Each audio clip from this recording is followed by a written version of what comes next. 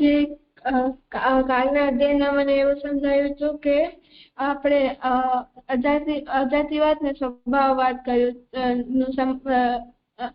અજાતિવાદ ને સ્વભાવવાદ કર્યું હતું. તો અજાતિવાદમાં એમ સમજાવ્યું છે કે જે કારણ અને કાર્ય એટલે જાતિ એટલે કે ક્વોલિટી એટલે કારણતા અને કાર્યતા.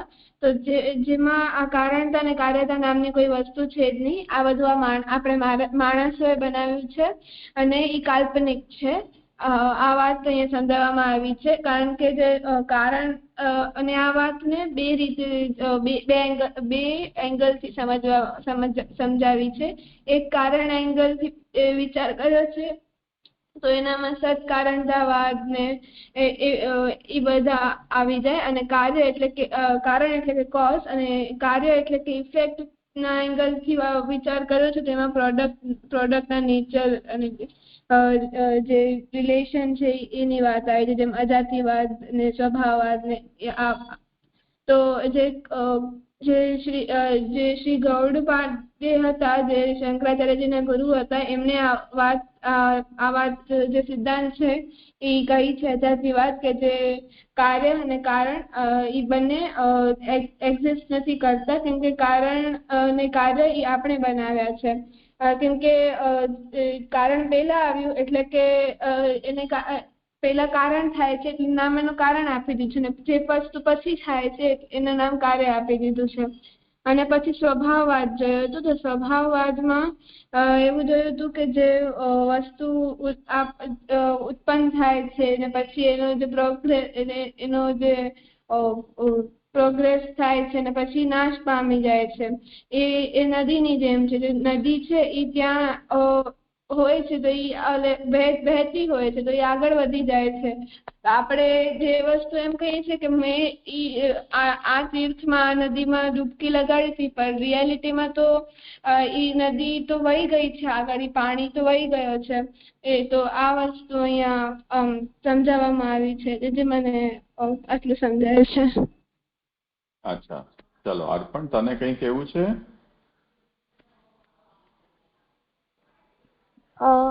ના, જે ખાલી જે ગઈકાલમાં જે નૈયાયિકો કે વૈશાખિકો અને સાંખ્યનું જે કીધું હતું એ મને સમજ નથી પડી. અચ્છા, ચલો તો આપણે પાછું કરી લઈએ ને તો બંને થઈ જશે કામ, રેકોર્ડિંગ પણ થઈ જશે, તમારો પ્રશ્ન પણ સોલ્વ થઈ જાય.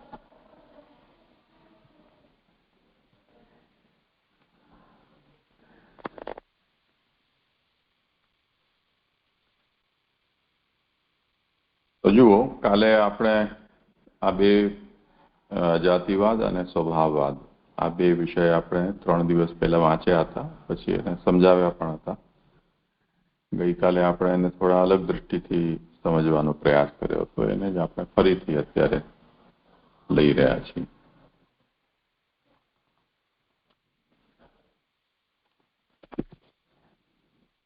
હિસ્ટોરિકલી અજાતિવાદ બહુ જૂનો સિદ્ધાંત છે. જાતિ એટલે જન્મ, અજાતિ એટલે જન્મ નહીં. વાદ એટલે એવું સિદ્ધાંત, માન્યતા, મત, ડોક્ટ્રીન. તો આ જે સિદ્ધાંત છે એ વેદાંતની પરંપરામાં ગૌડપાદાચાર્ય એમણે આ કહ્યું છે. માંડુક્ય નામનો એક ઉપનિષદ છે, એના ઉપર એમણે જે કોમેન્ટ્રી લખી એમાં એમણે આ વાત બતાવી.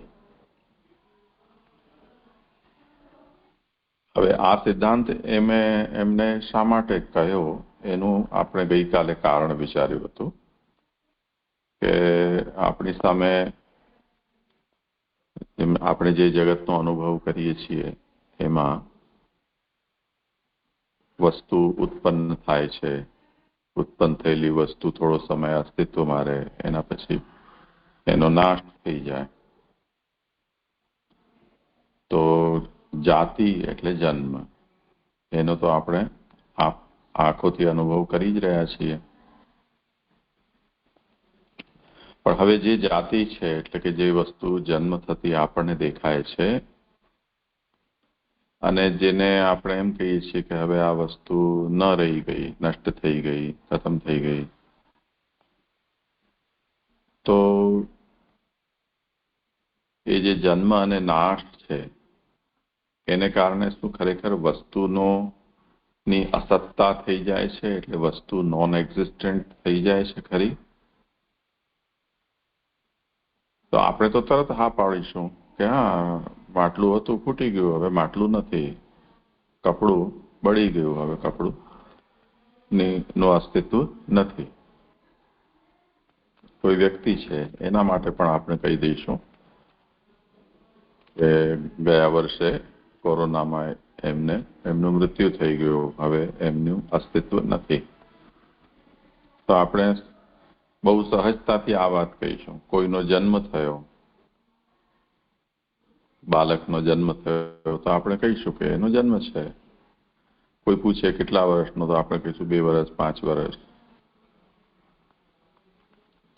કોઈ વસ્તુનો આપણે ઓર્ડર આપ્યો દરજીને, કોઈ ચલો કપડાં બનાવી દે, કોઈને આપણે કહીએ કે તું રસોઈ આ મીઠાઈ બનાવી દે, તો એ મીઠાઈ બનાવીને આપશે. જ્યારે આપણે જઈએ અને કંઈક નહીં, હજી મારે માલ નથી આવ્યો એટલે મીઠાઈ બની નથી, કાલે આવજો, તો આજે એનું અસ્તિત્વ નથી, કાલે આપણે જઈશું તો પેકિંગ કરેલી તૈયાર મળશે. તો એનો જન્મ, ઉત્પત્તિ થઈ ગઈ.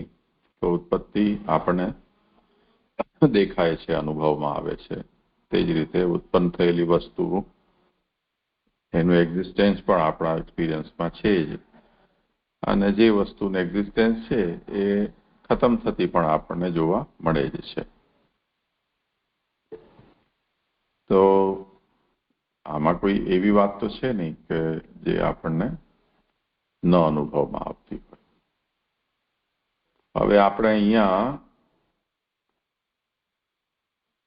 અચાનક જ આવીને કોઈ આપણને એમ કે ના, કોઈ વસ્તુ ઉત્પન્ન થતી નથી, કોઈ વસ્તુ નાશ થતો નથી, તો આપણને નવાઈ લાગશે કે આવું કેમ પોસિબલ છે. હવે એ સમજાવશે આપણને કે જે વસ્તુ તમે જેને ઉત્પત્તિ કહો છો, તો માટી છે, એમાંથી માટલું બન્યું. આપણે એમ કહીએ માટલું કોનું બનેલું છે, તો માટીનું છે. તો માટલું જે છે એ માટીનું નામ છે.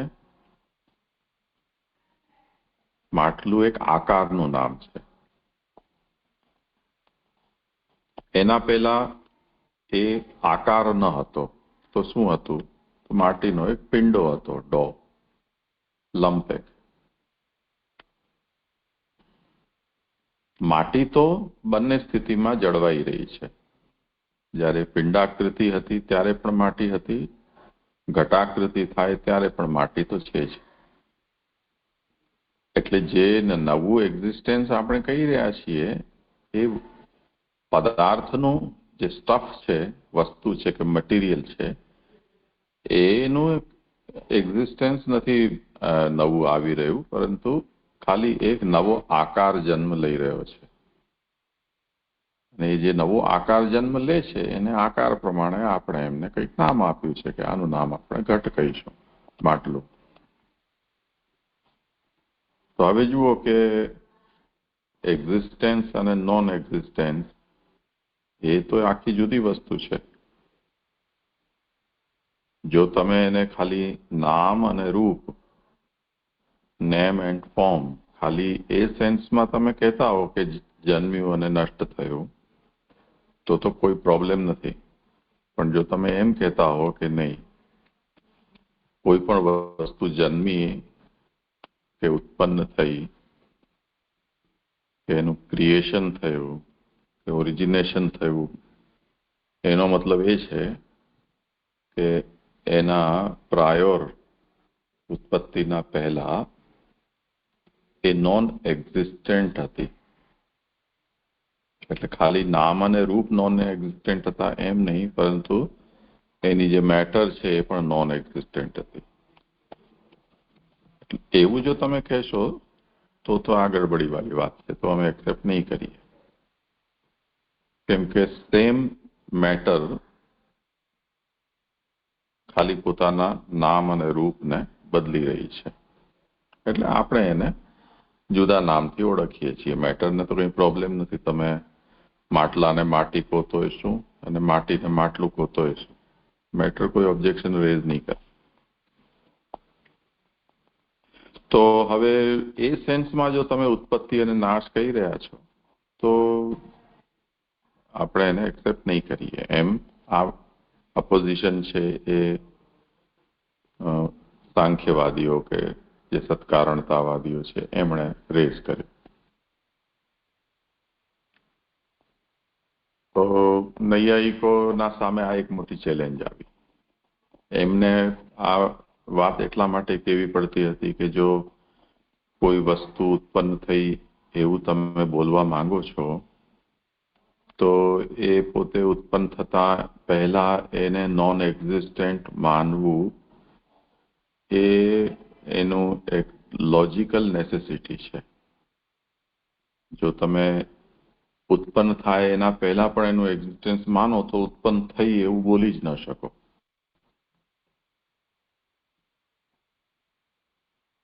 તો આ વાત જ્યારે તાર્કિકો એમ કહેતા હતા એટલે એમને આ એમની આવશ્યકતા હતી. એટલે જે સાંખ્ય સિદ્ધાંત છે સત્કારણતાવાદ એમણે એમ કહ્યું કે નૈયાયિકો કહે છે એ વાત આપણે ન સ્વીકારી શકીએ કેમ કે વસ્તુ સત્તા એટલે મેટર તો એક્ઝિસ્ટ કરી જ રહી છે. એના ખાલી નામરૂપ બદલી રહ્યા છે અથવા એનો એક ફેઝ બદલાયો છે. એટલે પહેલે એ કારણ રૂપમાં હતી અને હવે કાર્ય રૂપમાં આવી ગઈ. એટલે પહેલે માટીનો પિંડો હતો, હવે માટીનો ઘડો બની ગઈ. ખાલી અવસ્થા જ બદલાઈ છે, વસ્તુ થોડી બદલાઈ છે. તો કારણ અને કાર્ય જે કાર્ય છે એ પોતાના ઉત્પન્ન થતા પહેલા કારણ અવસ્થામાં એનું અસ્તિત્વ છે એવું આપણને માનવું જોઈએ. ઉત્પન્ન થતા પહેલા કારણ સત હોય છે, અસત હોય છે. એ નૈયાયિકો કે તાર્કિકો જે માને છે એ વાત સાંખ્યવાદીઓએ અસ્વીકાર કરી. હવે માની લઈએ કે આપણે સાંખ્યનો સિદ્ધાંત સાચો છે, આપણે એને માનીને ચાલીએ તો કોઈ પણ વસ્તુ વિના કારણે ઉત્પન્ન થઈ શકતી નથી. ચાહે એનો પૂર્વ જે અવસ્થા છે એ સેન્સમાં કહો એટલે મેટર એની એ જ છે, સનાતન છે. નામરૂપ બદલાયા છે પણ કોઈને કંઈ કારણ તો જોઈશે જ. તો વિના કારણે કોઈ કાર્ય પેદા થતું નથી.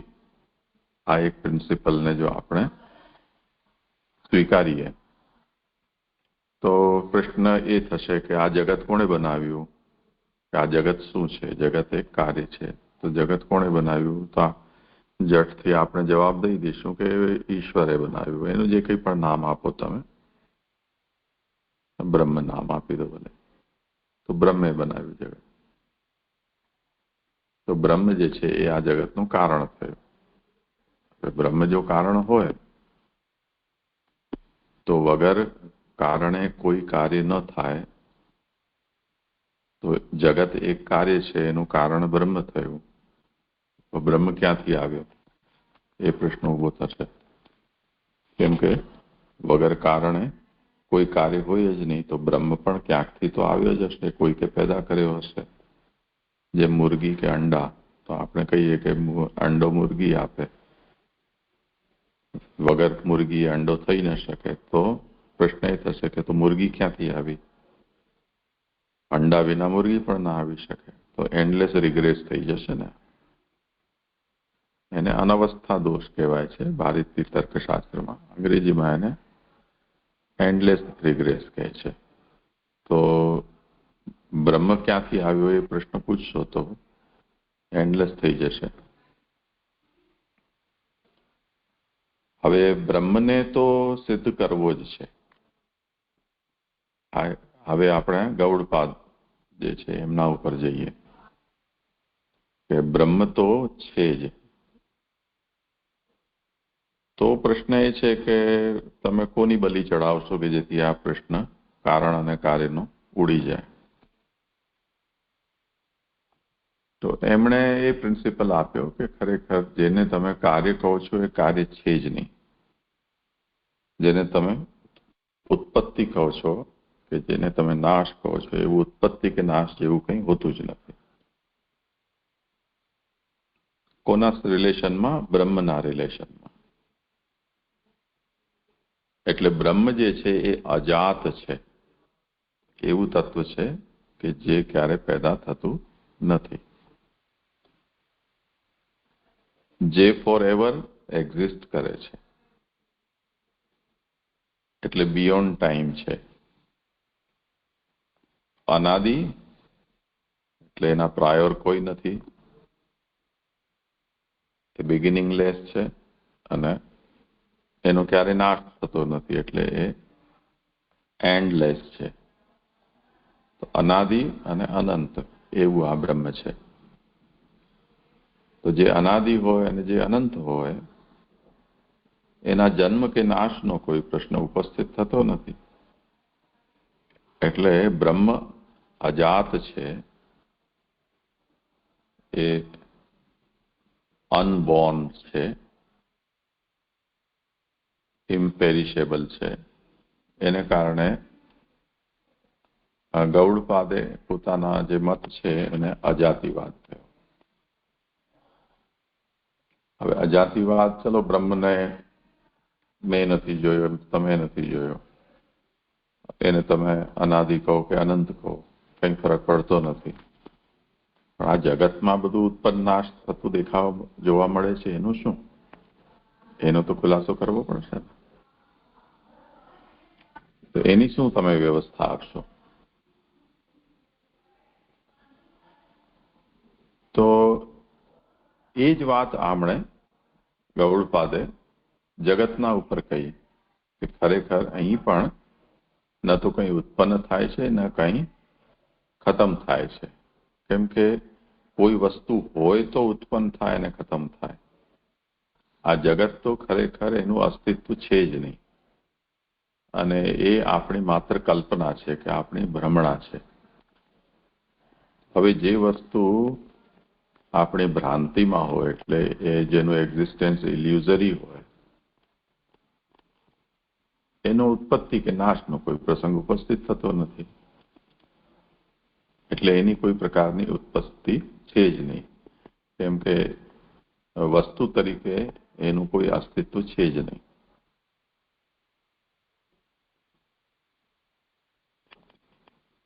તો જુઓ, જો બ્રહ્મને અનાદિ અનંત સ્થાપિત કરવો છે તો જગતની બલિ ચડાવવી પડશે. તો ગૌડપાદ છે એમણે આ સિદ્ધાંત બતાવ્યો.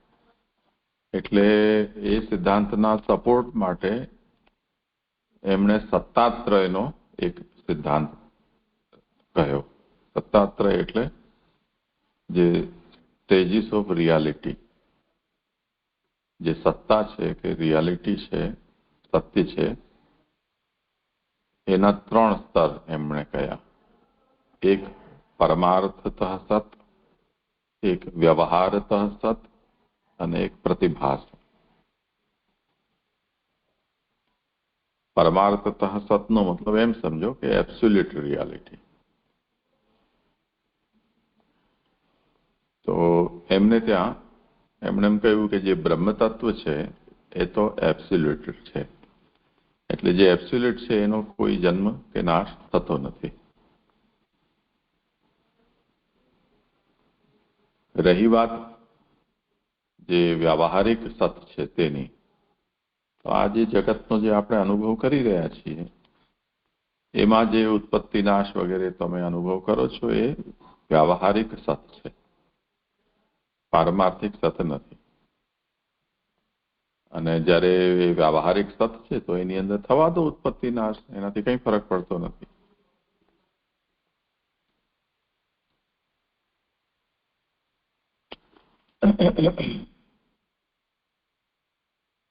તો જે પરમાર્થતઃ સત છે એ વસ્તુની કોઈ ઉત્પત્તિ થતી નથી, એ અજાત છે. તો અજાત હોવાને કારણે એનું ઓરિજિનેશન કંઈ છે જ નહીં, એ ફોરએવર છે. અને વ્યવહારતઃ જે આપણે જેનો એક્સપિરિયન્સ કરી રહ્યા છીએ એમાં થવા દો, કેમ કે કંઈક તો જવાબ આપવો જ પડે ને. જેનો અનુભવ થઈ રહ્યો છે એને તમે એમને ઉડાડી તો ન શકો, તો કંઈક તો જવાબ આપવો પડે. એટલે એમણે એમ કહ્યું કે આ જેનો અનુભવ આપણે કરીએ છીએ એ જે જગત છે એ જગત પરમાર્થતઃ સત નથી, પરંતુ વ્યાવહારિક સત્તા છે એની, અને વ્યવહારમાં એનો ઉત્પત્તિ નાશ થાય છે. પછી કોઈક એમને એમ પૂછ્યું કે ભાઈ જગતની અંદર આપણને સપનું દેખાય છે, રાતના અંધારામાં જતા હોઈએ, રસ્તી પડી હોય તો આપણને સાપ દેખાય છે,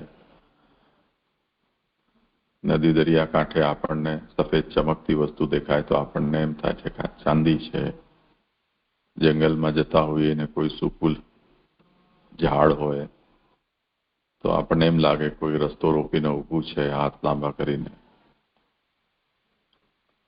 તો આ બધું શું છે? તો એમણે એમ કહ્યું કે ભ્રમમાં પણ એ ભ્રમ છે, એમ સમજો.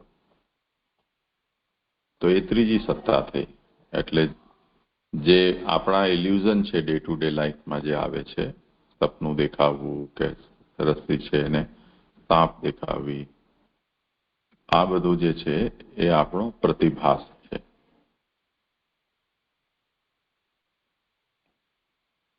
અને જે વસ્તુ જે જગતમાં આપણને આ પ્રતિભાસ થઈ રહ્યો છે એ જે જગત છે એ જગત એ વ્યાવહારિક છે,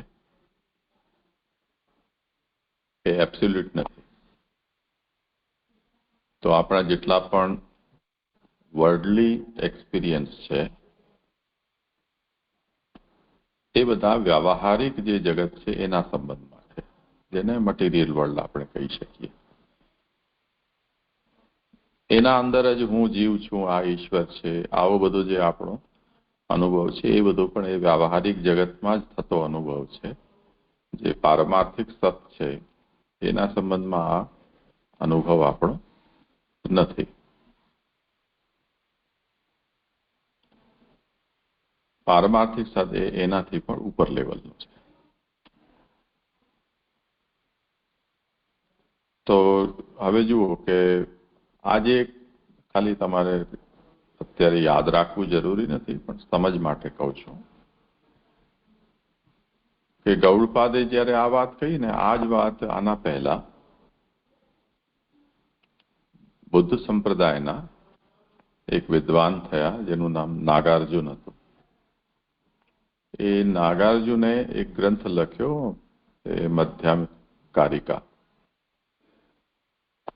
તો એ માધ્યમિક બૌદ્ધ તરીકે એમની પ્રસિદ્ધિ છે. એટલે બુદ્ધના ઘણા બધા જુદા જુદા સંપ્રદાયો છે, એમાં નાગાર્જુને એક માધ્યમિક સંપ્રદાય છે એ કહ્યો. અને ત્યાં એમણે આ બે પ્રકારની સત્તા બતાવી કે સત્તાના જુદા જુદા લેવલ હોય છે. એમાં એમણે બે સત્તા એ રીતે બતાવી, એક પરમાર્થ સત્ય કઈક વસ્તુ હોય છે ને બીજું એક સમૃદ્ધિ સત્ય હોય છે. તો જે પરમાર્થ સત્ય છે એને ગૌડપાદાચાર્ય છે એમણે એ રીતે જ એ જ શબ્દથી એને કહ્યું કે પારમાર્થિક સત્ય છે. અને જે સમૃદ્ધિ સત્ય જેને નાગાર્જુન કહી રહ્યા છે એમને નામ બદલીને એને ગૌડપાદાચાર્ય કહ્યું કે હું એને વ્યાવહારિક સત્યતા કહું છું. તો એ વ્યાવહારિકતાનો મતલબ એમ્પિરિકલ રિયાલિટી યા પ્રેગ્મેટિકલ રિયાલિટી, એ સેન્સમાં હું એને કહી રહ્યો છું. તો તે વખતે ગૌડપાદાચાર્યના કાળમાં બુદ્ધ ધર્મનો બહુ વ્યાપ હતો અને લોકો એનાથી બહુ આકર્ષિત હતા એ સિદ્ધાંતથી. એ ઘણા બધા સનાતનીઓ છે એ લોકો આ સિદ્ધાંતથી આકર્ષિત થઈને અને બુદ્ધ ધર્મ અપનાવી લેતા હતા. એટલે વેદનો સહારો લઈને ગૌડપાદાચાર્યે નાગાર્જુને જે માધ્યમિક સિદ્ધાંત બતાવ્યો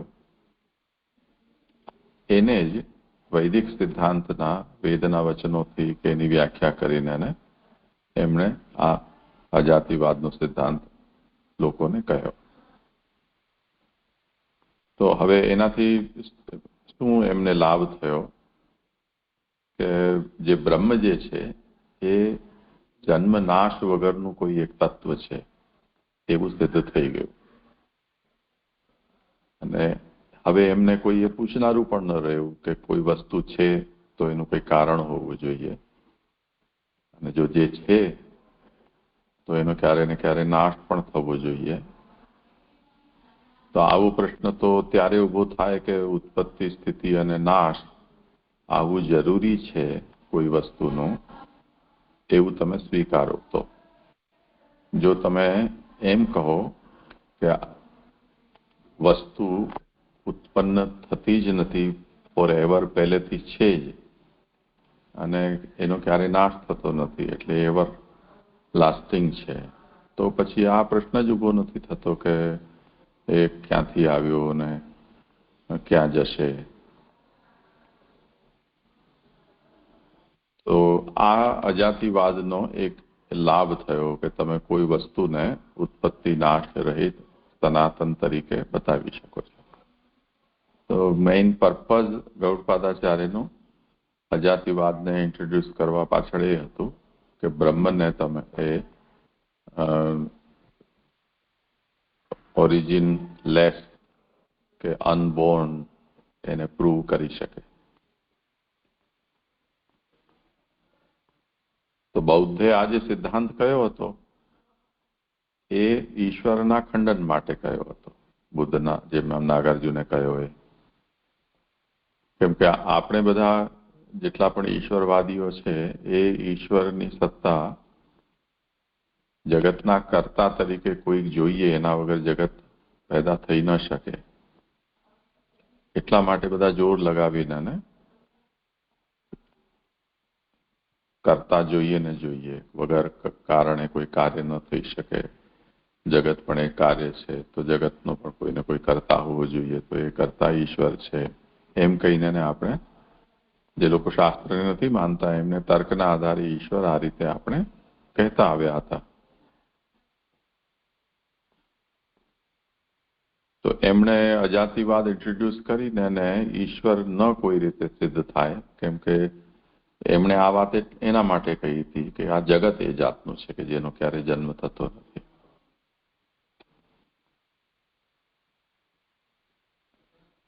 હવે જન્મ થતો જ નથી જગતનો જ, અને જન્મ નાશ છે આપણા બીજાની ઉપજ છે, આપણી કલ્પના છે, એવું જો સાચું સાબિત જો થઈ જાય, તમે એક્સેપ્ટ કરી લો, તો પછી ઈશ્વરની જરૂરત રહે જ નહીં ને. કોણે બનાવ્યું? પહેલેથી આવું જ હતું એમ આપણે કહી દઈએ. તો ઈશ્વરની જરૂરત રહી નહીં. તો નાગાર્જુનનો જે મધ્યમક શાસ્ત્ર છે એમાં એમણે આ સિદ્ધાંત અજાતિવાદનો આ પર્પઝથી આપ્યો. એ વાતને એક લેવલ ઉપર ગૌડપાદાચાર્ય લઈ ગયા. એ જ નાગાર્જુનના સિદ્ધાંતને લઈને કે તમે જે વાત જગત માટે કહી રહ્યા છો એના વિષયમાં અમારો એ મત છે કે જગત પરમાર્થતઃ સત નથી, એ વ્યવહારતઃ સત છે. જગતની વ્યાવહારિક સત્તા છે એમાં ઉત્પત્તિ, સ્થિતિ, નાશ થયા કરે છે, પરંતુ બ્રહ્મ જે છે એ અજાત છે, એટલે વિધાઉટ ઓરિજિન છે, એ ઇટર્નલ છે, બિગિનિંગલેસ છે. તો આ રીતે ગૌડપાદે અજાતિવાદ, નાગાર્જુન બૌદ્ધ વિદ્વાન છે, એમના મતને વેદના આધારે માંડુક્ય ઉપનિષદ છે એની કારિકામાં આ વાત એમણે કહી. હવે જો આ એક એંગલ છે, કે તમે ઉત્પત્તિ સ્થિતિ નાશને જ તમે નેગેટ કરી દો, એટલે કે એને તમે તમારી કેવલ કલ્પના માત્ર સિદ્ધ કરી દો.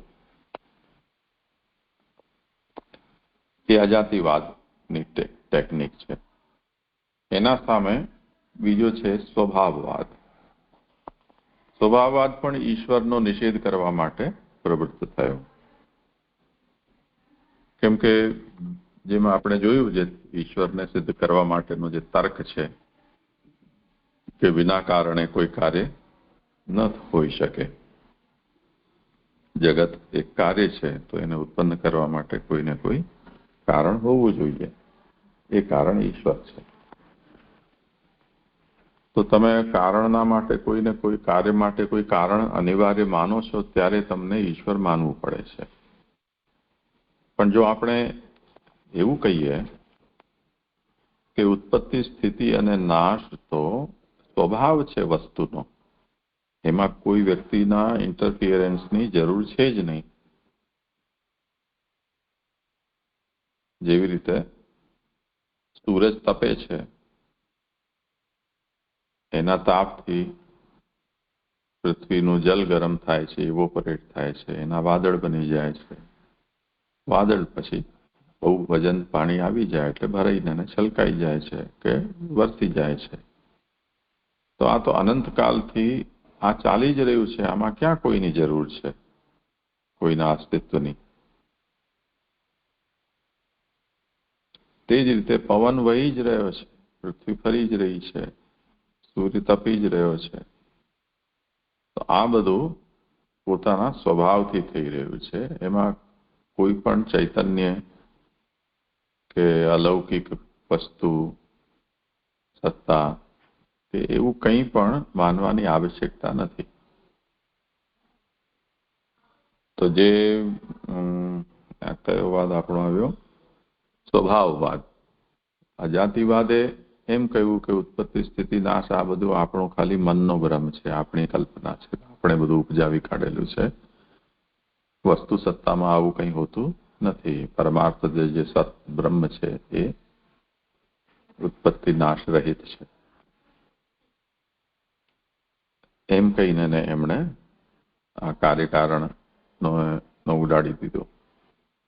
અને સ્વભાવવાદે એમ કહ્યું કે નહીં, કાર્યકારણ તો છે પણ એના માટે કોઈ કર્તાની જરૂર નથી. એ બધું પોતાની મેળે ઓટોમેશનથી જ ચાલ્યા કરે છે. તો જો તમે એને સ્વભાવ માની લો વસ્તુનો, તો પછી બીજા કોઈ વ્યક્તિની એમાં અસ્તિત્વની આવશ્યકતા રહી જતી નથી.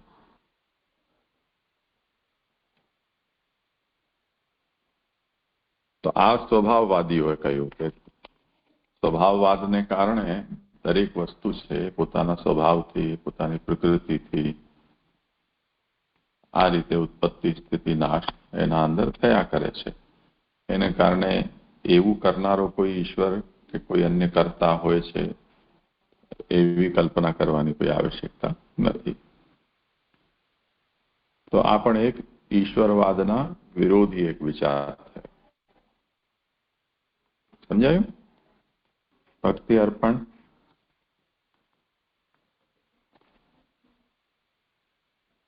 ક્યાં ગયા?